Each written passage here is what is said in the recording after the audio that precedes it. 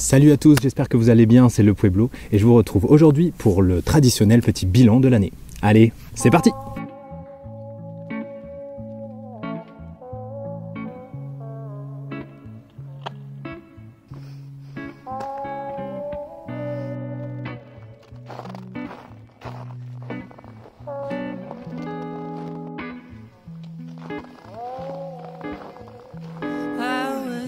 That I could speak to you like there was nothing wrong.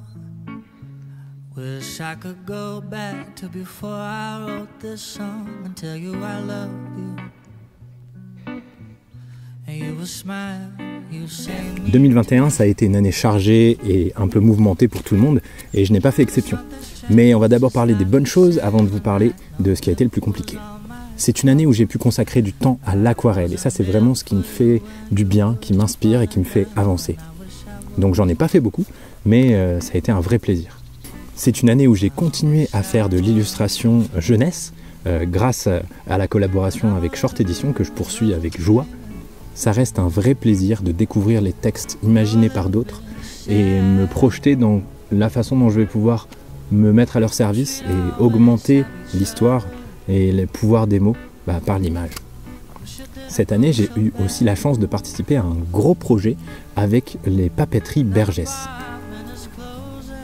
Il s'agissait, à travers une exposition de photos agrémentées d'illustrations, de raconter comment le papier naissait à partir des arbres qui étaient prélevés dans les forêts du Vercors à la fin du 19e siècle.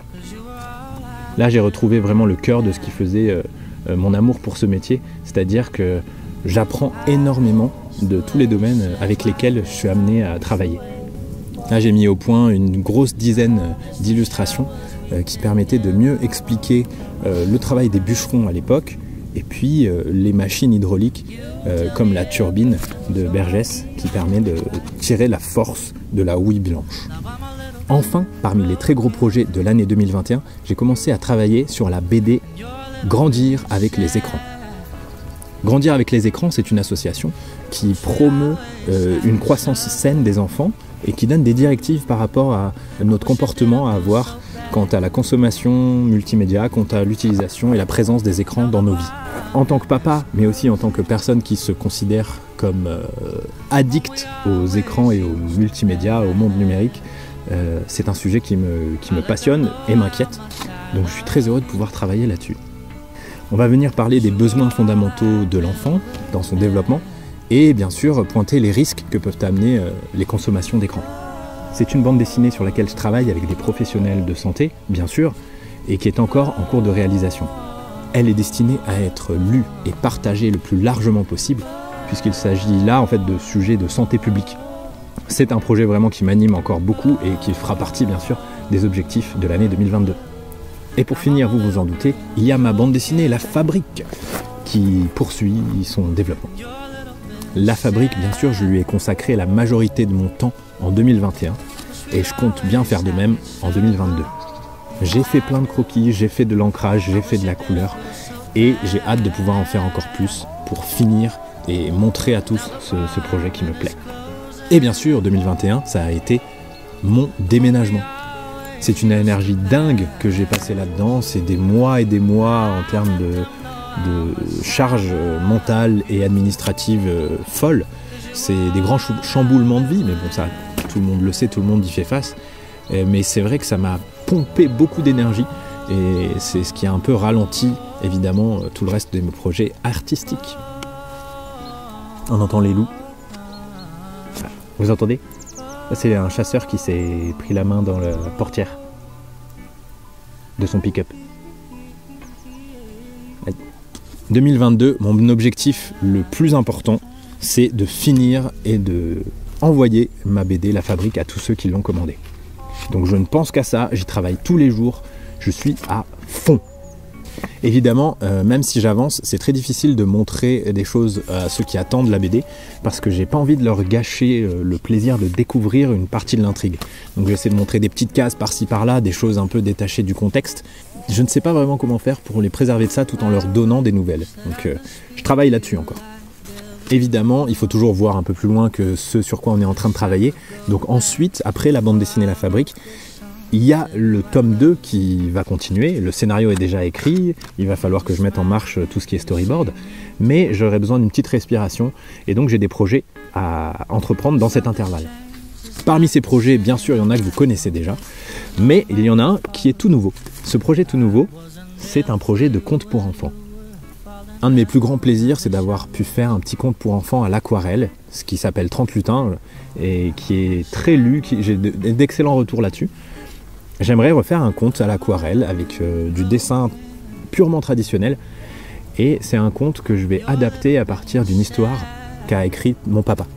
Ce petit conte, ça s'appelle « Le roi Écoufal et le royaume du vent ». C'est un conte qui a été écrit en espagnol, et j'aimerais bien essayer de l'adapter en faisant un livre qui soit lisible soit en espagnol, soit en français, avec le texte des deux langues présent sur les pages opposées. C'est pas un défi très évident en termes de mise en page et de publication, parce que le public est assez spécifique et parce que la lisibilité doit être conservée. Néanmoins, c'est une chance phénoménale, je trouve, que de pouvoir créer un objet artistique en collaboration avec quelqu'un de ma famille. Et ça, je ne veux pas laisser passer cette occasion.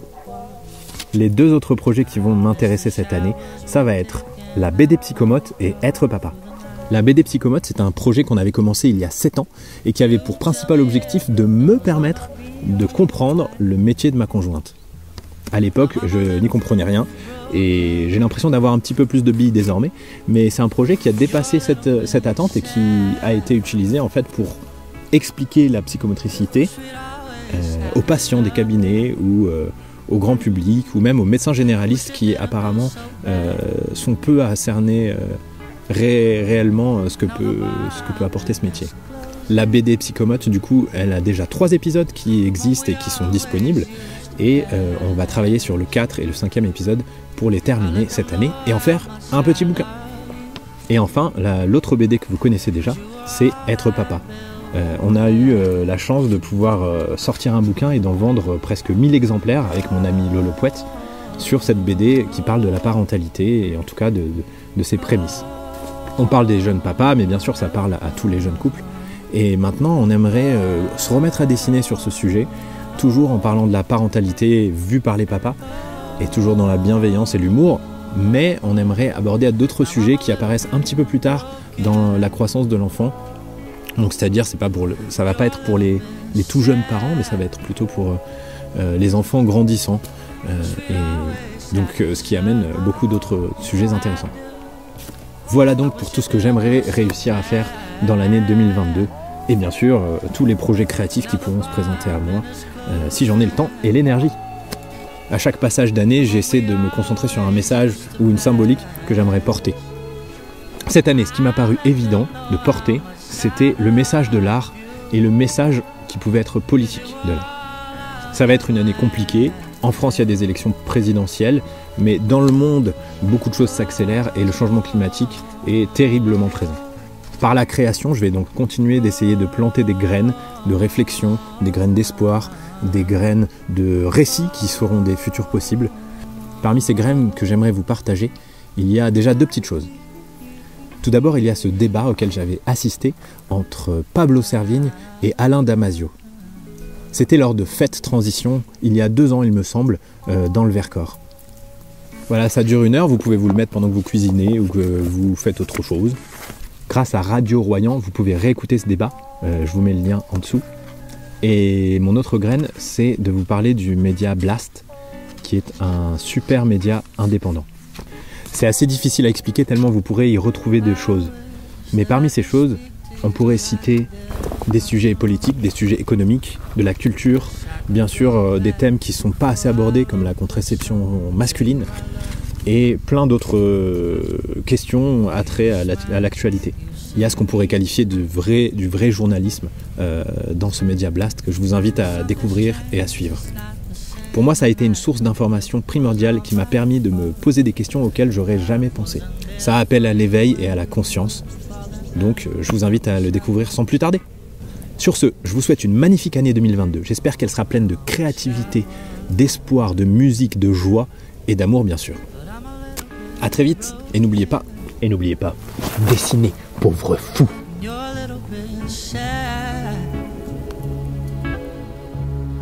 wish we'd always have each other. I wish it didn't go so bad. Another apartment is closing, the one we always used to pass. I let them know how much I love you.